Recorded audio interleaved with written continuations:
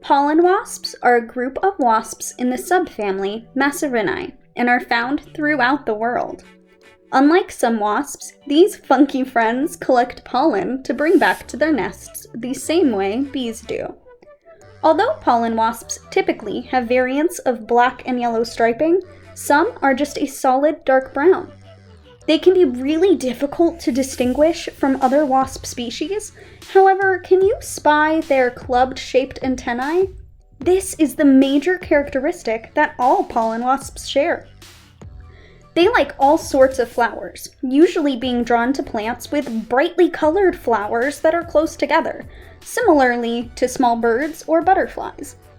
Here in the Sonoran Desert, their flower of choice is the cleft-leaf wild heliotrope, otherwise known as the caterpillar weed. Can you guess how this plant got such a silly name?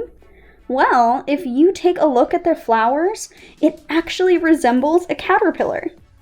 Pollen wasps can also enjoy and even reproduce inside of soft fruits like figs. Let's hear Anna Rothschild with PBS Grow Science explain a little bit about how this works.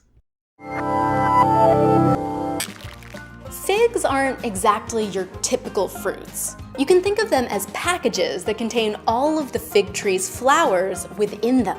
The wasp's goal is to find a home for her babies, and the perfect home is inside the fig's female flowers. Those are the ones that would produce seeds if they were fertilized.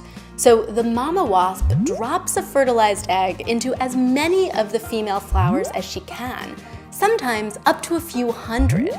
But she can't get to all of them. Along the way, she winds up fertilizing the rest of the flowers with the fig pollen she's carrying. And those flowers begin developing seeds. Once the wasp is finished laying eggs, she usually dies inside the fig. Goodbye, cruel world. Bleh. Each baby wasp begins to grow encased in a protective structure that the plant forms called a gall.